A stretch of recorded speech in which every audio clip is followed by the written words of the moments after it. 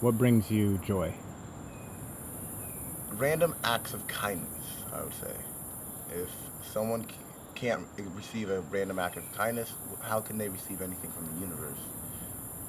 Smiles, people smiling. I love that.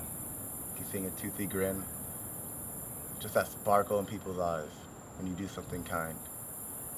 And just catch them off guard. It's beautiful. That's what brings me joy. Also, surfing, I would say.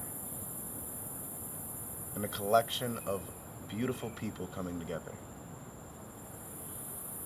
So it sounds like most of that stuff is very social and related to interconnectedness with other people. Yes, because I love being social is better than being antisocial, for the sense that you get to connect with different people from all over the world.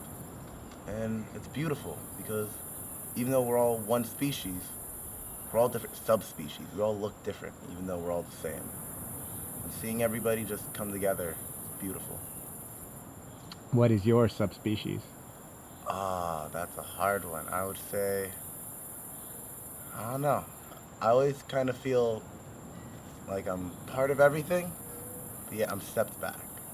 I would say I'm a funagalian. A fundulan? A fundulan. I'm a fundulan. I love fun. This may be a difficult question to answer since you only have the perspective of yourself, but tell me how old you are. 17? Okay, you seem very mature and well spoken for a 17-year-old. How is it that you evolve so quickly, or do you feel like you're normal? I actually do not feel like I'm normal. I feel like the way I look at other people and the way they deal with their life is much different than mine, of course. But I feel like my perception on things is much different than anybody my own age. Haven't found anyone near my own age that can keep this type of conversation. I guess it's experience. You feel like you've had a lot of experiences? Definitely. Within 17 years, I've experienced more than the average kid who goes to school. Can you tell me about one of one influential experience that really shaped who you are? I would say me and my mom used to work with Keras One, and he made me like kind of stage manager in the sense of I would get there before he came, like before the artist would come over, and I'll tell the club manager like what to do and what I needed and how I needed it. And that really gave me the sense that no matter what person, even either older than me or younger than me, that I could not like command, but tell them what to do. And I felt comfortable just talking to people older than me, which I noticed with children my age, they kind of have a timidness with grown-ups. And so that was really influential. Made it seem like no matter what your age is, you can talk to whoever, have any dope conversations, and connect. So that's pretty cool. Sounds like your mom is cool. She got you in a situation like that. Oh, she's gotten me to many beautiful situations, and I feel like if I wasn't in her life, it would be different, and if she wasn't in my life, it would be different. Well, it sounds like a unique mother-son relationship. Can you tell me more about that? It's like having a friend that always looks out for you. It's like your best friend that always looks out for you and is always thinking of you, and you're thinking of them and how to make their life better, and they're thinking of how to make your life better. It's a balance between friendship and parentship, which I think is a perfect combination because when you're too much of a parent, your kid doesn't feel like they can come and talk to you. But if you're too much of a friend, your kid just becomes wild and doesn't feel like he has any parentship. But it's through that perfect balance. It's that feeling of like cohesiveness with your parent to where you can talk to them about anything and they can talk to you about anything. Hmm. I love my mom like to infinity and beyond. And I wouldn't want to have any other mom. Do you have any siblings? No, I'm an only child. Yeah. Well, on my dad's side, I have two sisters, but I don't really know them that well. So I count myself as an only child. Yeah, okay. I'm in a similar situation. Mm. I'm the only child from my mom and dad's marriage, but he's on his fourth marriage now, so he has other kids. Um, what's your relationship with your dad like?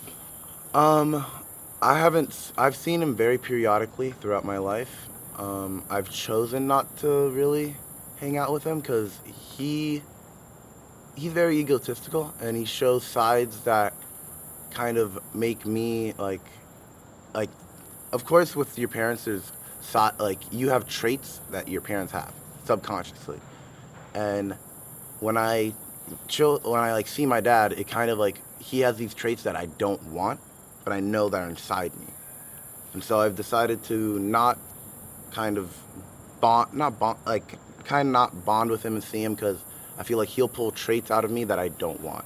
Mm-hmm. And I'm already in a kind of perfect balance of I love myself and I love who I'm becoming and who I am right now. Right.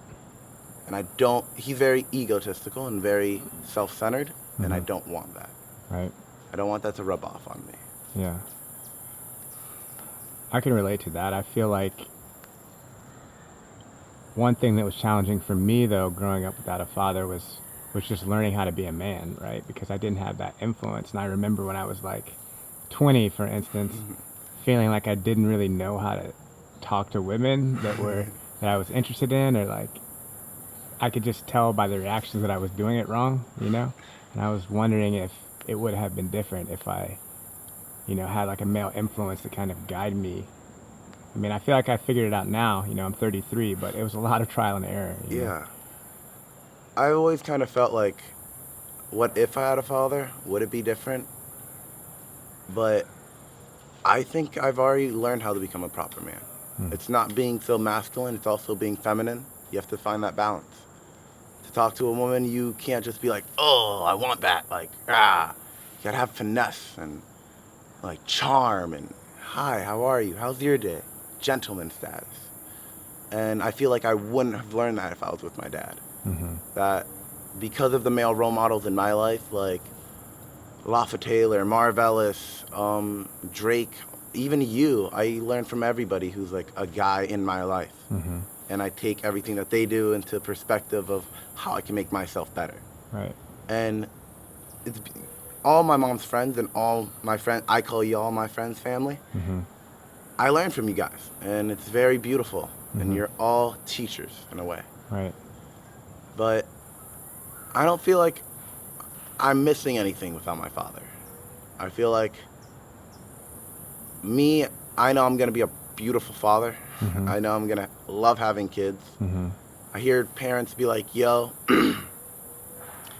kids change your life, and then parents start to regret it.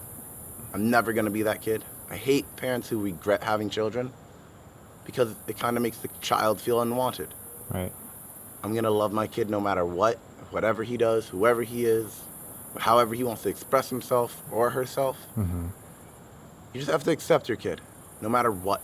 Yeah. If they're like that crazy punk rock metal kid and you're just that hippie mom, you gotta accept your kid, Yeah. no matter what, because that's who you birthed. That's who you brought into this world.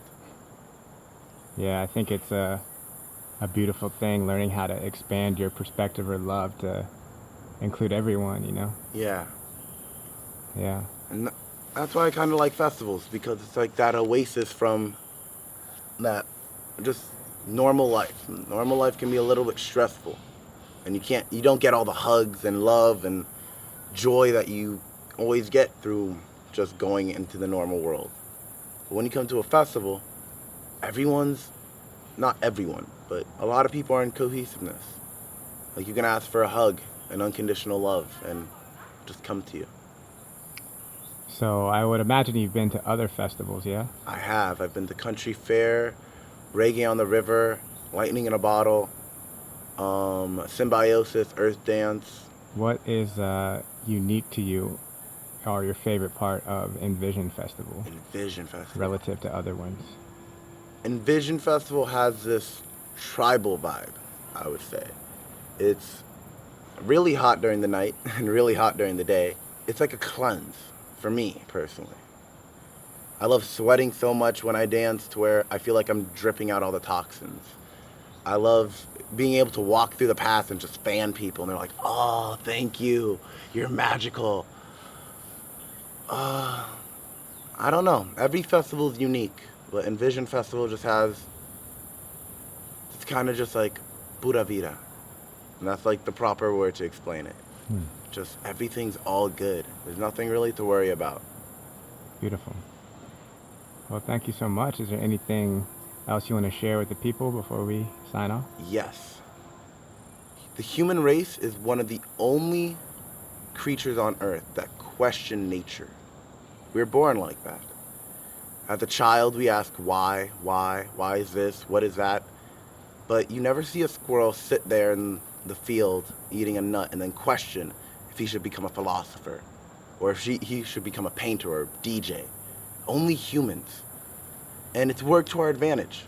We're the most dominating species on this planet, yet in the food chain, we would completely be extinct if not for our creativeness and the way we question everything.